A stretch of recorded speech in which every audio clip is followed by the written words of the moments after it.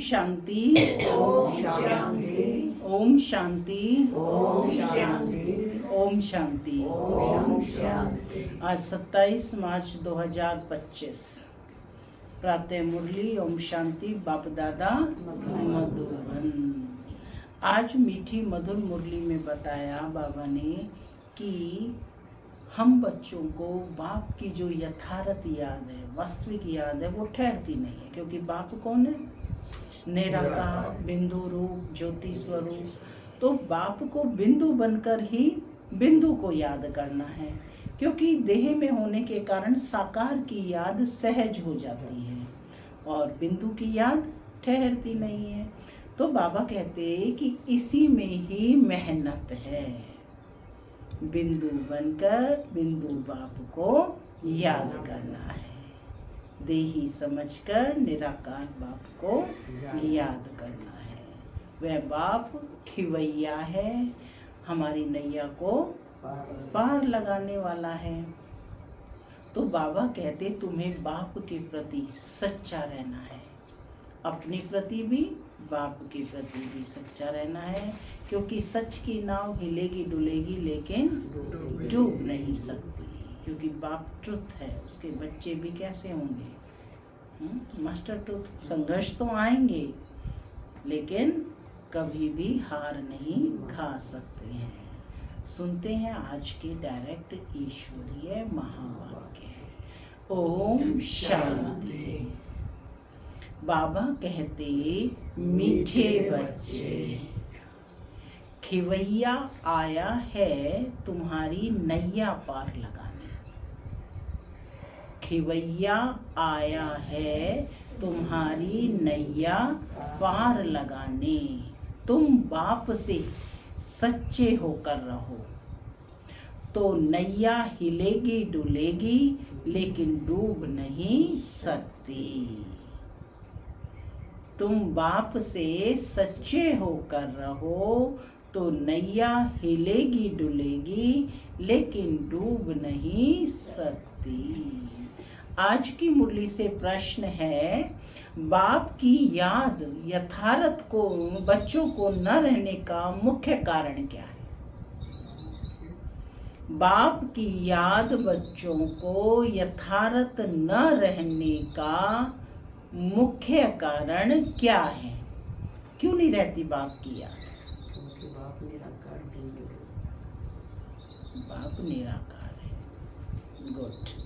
सुनते हैं बाबा का उत्तर। बाबा कहते साकार में आते आते भूल गए हैं कि हम आत्मा निराकार हैं और हमारा बाप भी निराकार है। साकार होने के कारण साकार की याद सहज आ जाती है। देही अभिमानी बन अपने को बिंदी समझ बाप को याद करना। बाबा कहते इसी में मेहनत है। ओम शांति। माना मैं शांत स्वरूप आत्मा हूँ, शांति मेरा स्वधर्म है। बाबा कहते मीठे बच्चे अब घर वापस जाना है। ओम शांति। शिव भगवान वाच। इनका नाम तो शिव नहीं है, इनका नाम है ब्रह्मा और इन द्वारा बात करते हैं शिव भगवान उवाच। यह तो बहुत बार समझाया है। कोई मनुष्य को या देवता को अथवा सूक्ष्म वतनवासी ब्रह्मा विष्णु शंकर को भगवान नहीं कहा जा सकता। स्पष्ट किया है बाबा ने। किस किस को? किसी मनुष्य को या देवता को या सूक्ष्म वतनवासी ब्रह्मा विष्णु शंकर को भगवान नहीं कहा जा सकता। जिनका कोई आकार व साकार चित्र है उनको भगवान नहीं कह सकते। फिर किसको कहेंगे भगवान? जो निराकार है। आकार माना लाइट का शरीर है ब्रह्मा विष्णु शंकर का, है ना। तो बाबा कहते हैं और देवताएं तो साकार शरीरधारी हैं।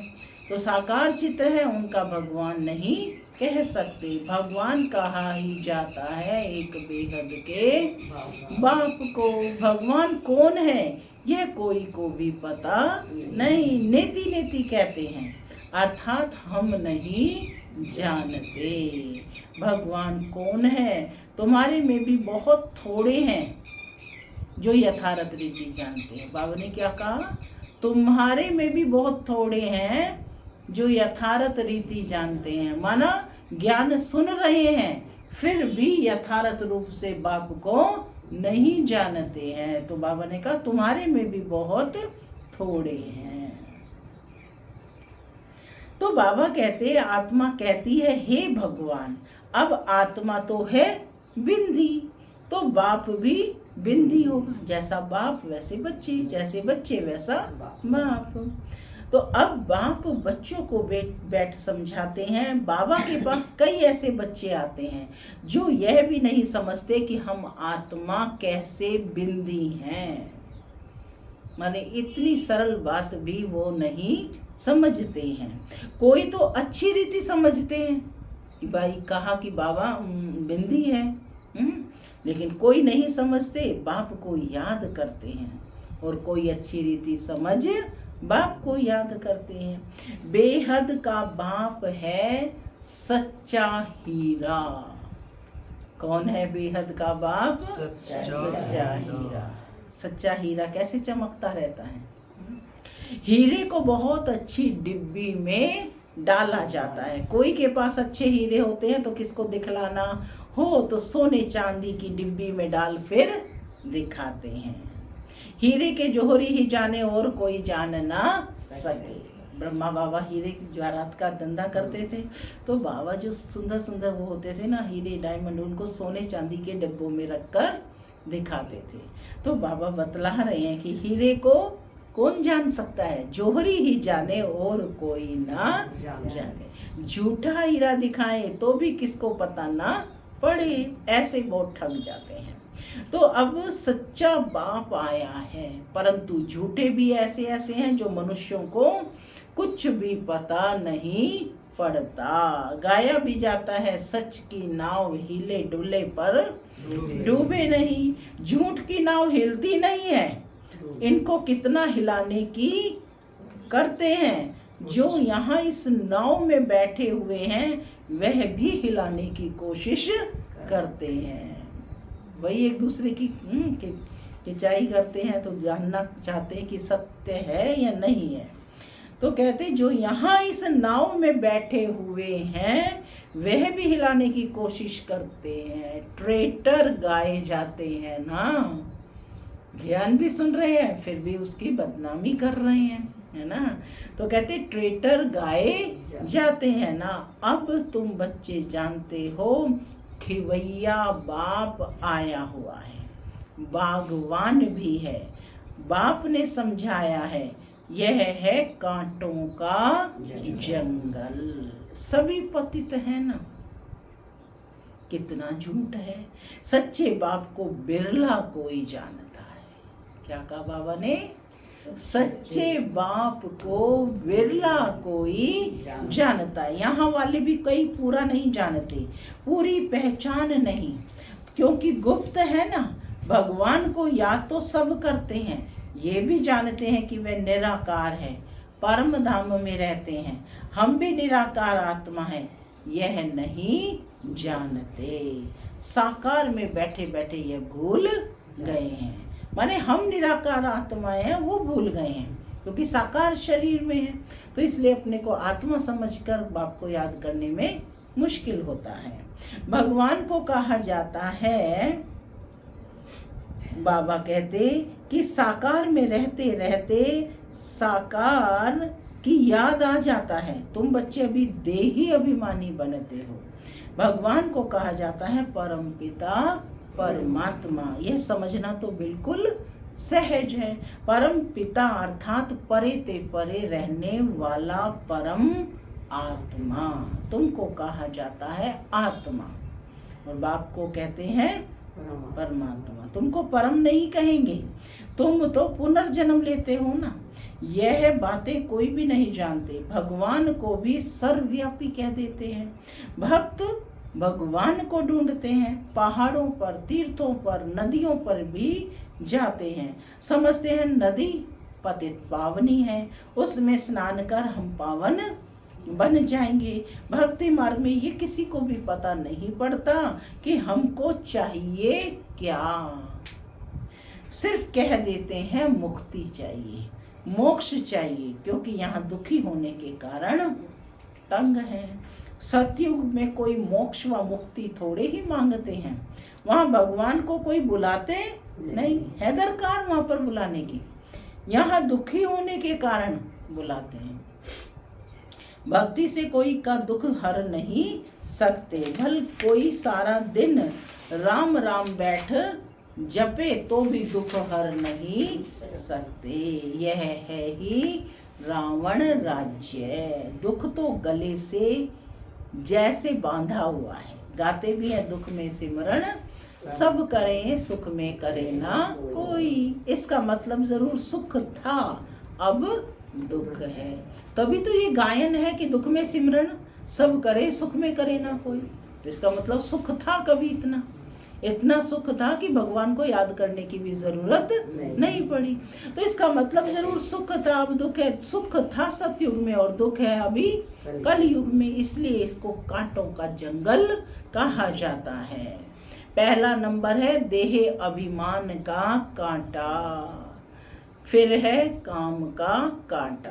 पहले देह अभिमान का कांटा, फिर है काम का कांटा। अभी बाप समझाते हैं तुम इन आंखों से जो कुछ देखते हो वह विनाश होने का है।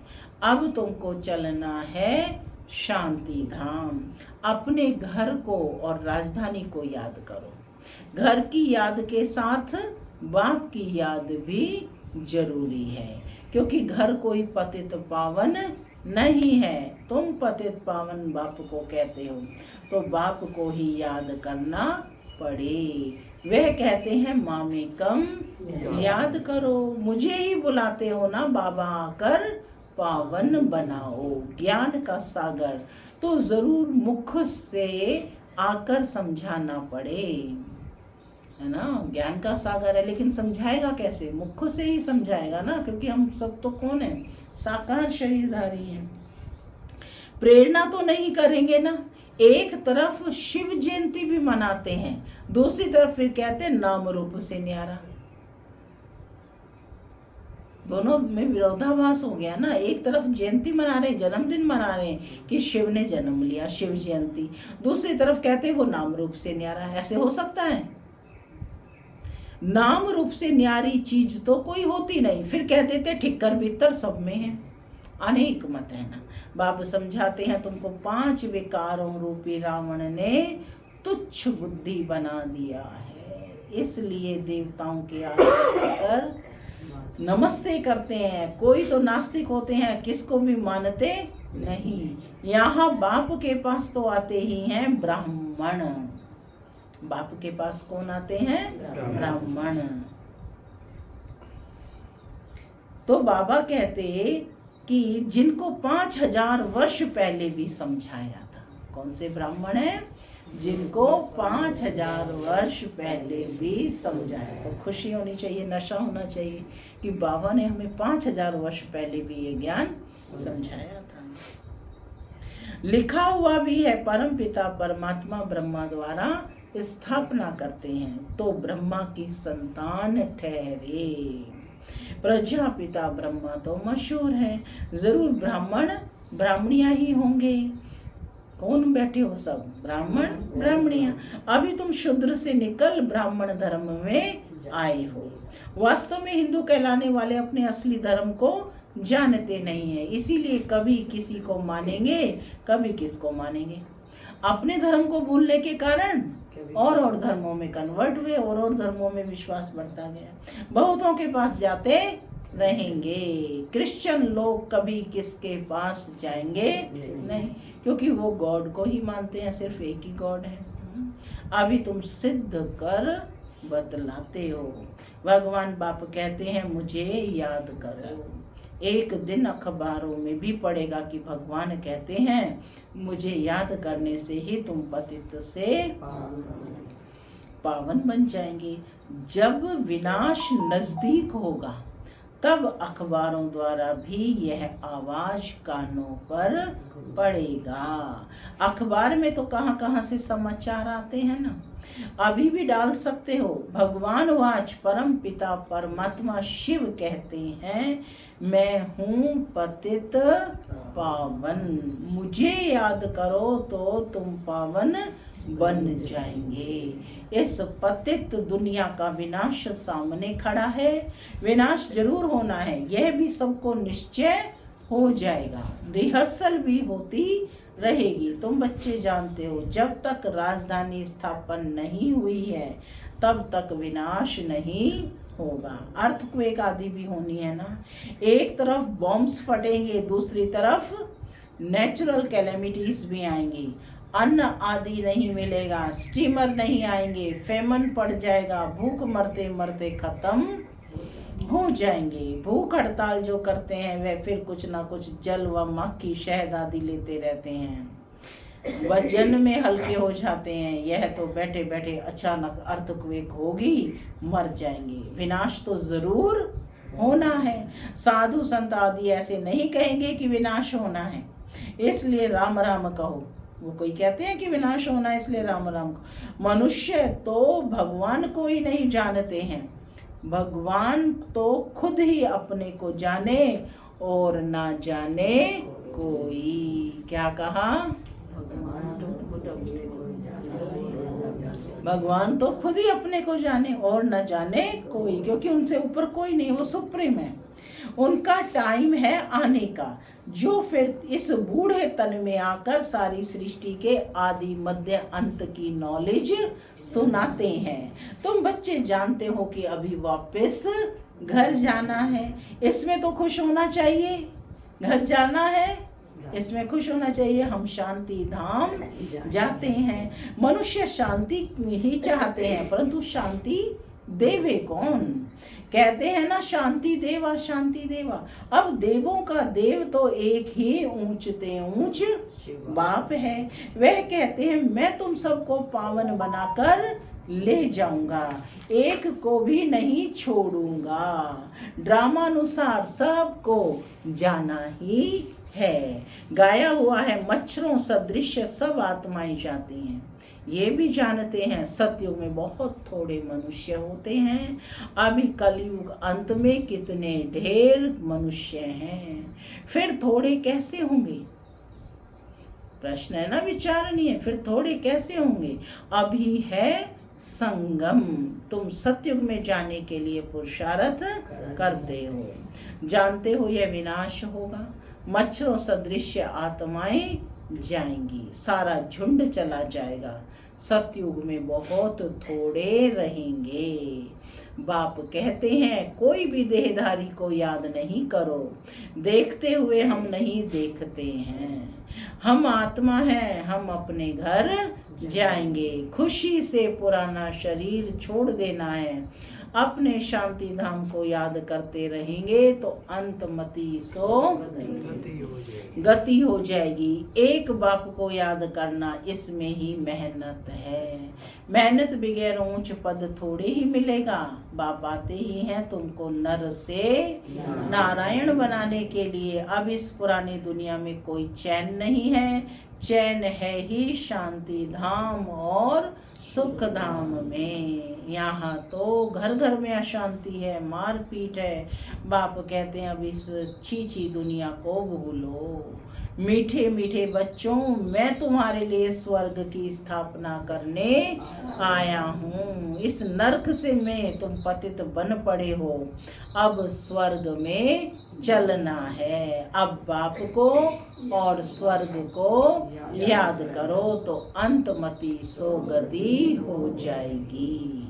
शादी आदि में भल जाओ, परंतु याद बाप को करो। नॉलेज सारी बुद्धि में रहनी चाहिए। भल घर में रहो, बच्चों आदि की संभाल करो, परंतु बुद्धि में याद रखो, बाबा का फरमान है मुझे याद करो। घर छोड़ना नहीं है, नहीं तो बच्चों की संभाल कौन करेगा। भक्त लोग घर में रहते हैं, गृहस्थ व्यवहार में रहते हैं, फिर भी भक्त कहा जाता है, क्योंकि भक्ति करते हैं, घर बार संभालते हैं। विकार में जाते हैं तो भी गुरु लोग उनको कहते हैं श्री कृष्ण की याद करो। श्री कृष्ण को याद करो तो उन जैसा बच्चा होगा।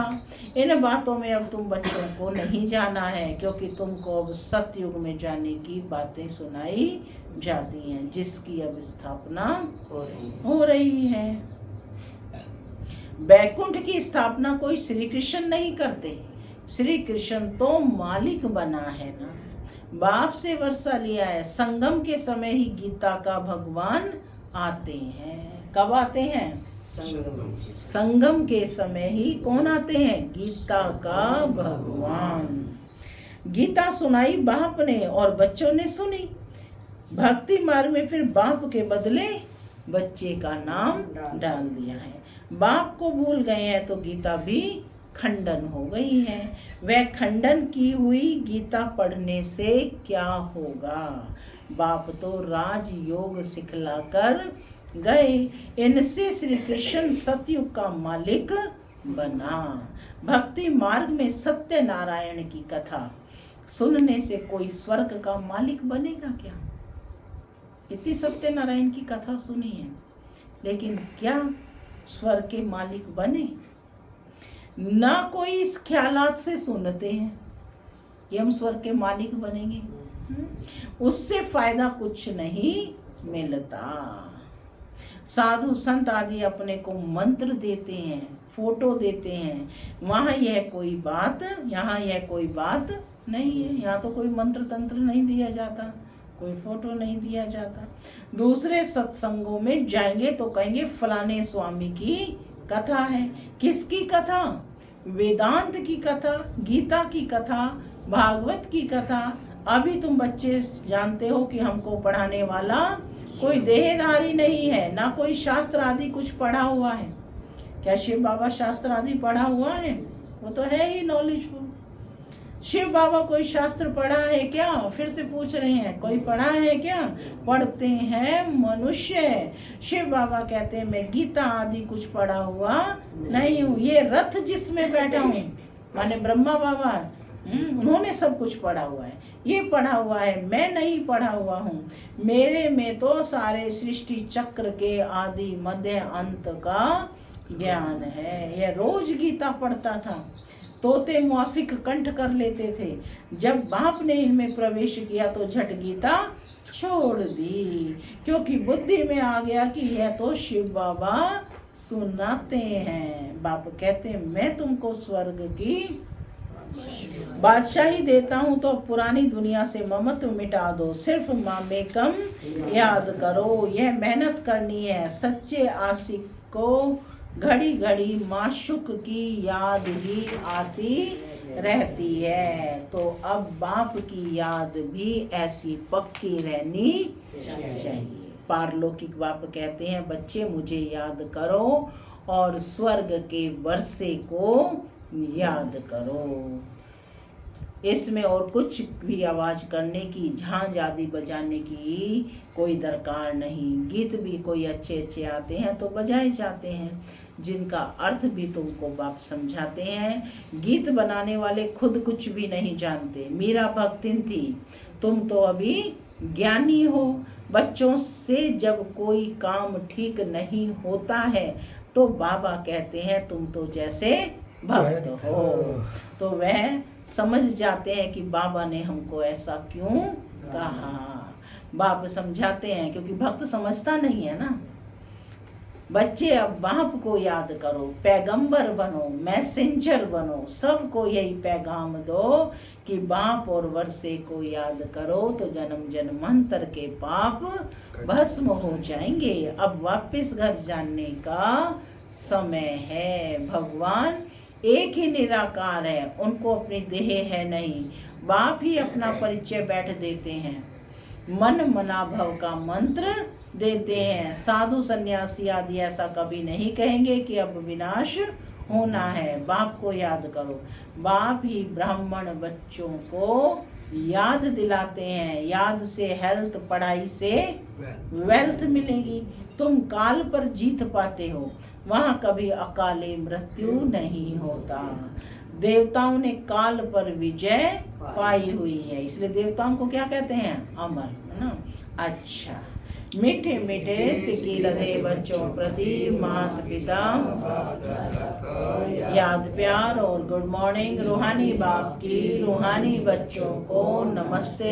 हम रूहानी बच्चों की रूहानी माता पिता बाप दादा को याद प्यार गुड मॉर्निंग और नमस्ते। नमस्ते सदा रहो हंसते, बनो फरिश्ते, चलो परमधाम के रास्ते। धारणा के लिए मुख्य सार। पहला, ऐसा कोई कर्म नहीं करना है जो बाप द्वारा भक्त का टाइटल मिले।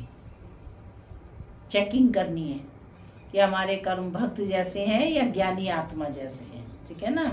ऐसा कोई कर्म नहीं करना है जो बाप द्वारा भक्त का टाइटल मिले। पैगंबर बन सबको बाप और वर्षे को याद करने का पैगाम देना है। दूसरा, इस पुरानी दुनिया में कोई चैन नहीं है, यह छीछी दुनिया है, इसे भूलते जाना है। घर की याद के साथ साथ पावन बनने के लिए बाप को भी जरूर याद करना है। आज का वरदान है, प्रवृत्ति में रहते पर वृत्ति में रहने वाले निरंतर योगी भव। प्रवृत्ति में रहते पर वृत्ति में रहने वाले निरंतर योगी भव। निरंतर योगी बनने का सहज साधन है प्रवृत्ति में रहते पर वृत्ति में रहना। परवृत्ति अर्थात आत्मिक रूप में रहना। पर प्रवृत्ति अर्थात आत्मिक रूप में रहना। जो आत्मिक रूप में स्थित रहता है वह सदा न्यारा और बाप का प्यारा बन जाता है। कुछ भी करेगा लेकिन ये महसूस होगा जैसे काम नहीं किया है लेकिन खेल किया है, क्योंकि आत्मिक स्थिति में है ना, प्रवृत्ति में है ना। तो प्रवृत्ति में रहते आत्मिक रूप में रहने से सब खेल की तरह सहज अनुभव होगा। बंधन नहीं लगेगा, सिर्फ स्नेह और सहयोग के साथ शक्ति की एडिशन करो तो हाई जंप लगा लेंगे। स्लोगन है, बुद्धि की महीनता अथवा आत्मा का हल्कापन ही ब्राह्मण जीवन की पर्सनैलिटी है। बुद्धि की महीनता अथवा आत्मा का हल्कापन ही ब्राह्मण जीवन की पर्सनैलिटी है। अव्यक्त इशारे, सत्यता और सभ्यता रूपी कल्चर को अपनाओ।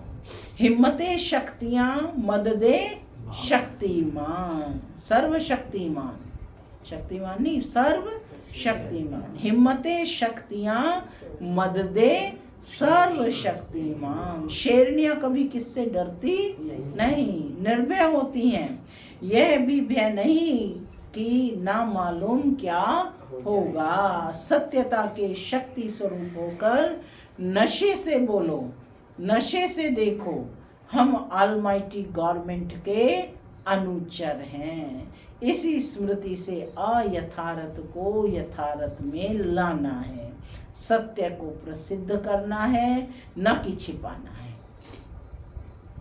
सत्य को प्रसिद्ध करना है, न कि छिपाना है। लेकिन सत्यता के साथ बोल में मधुरता और सभ्यता आवश्यक है।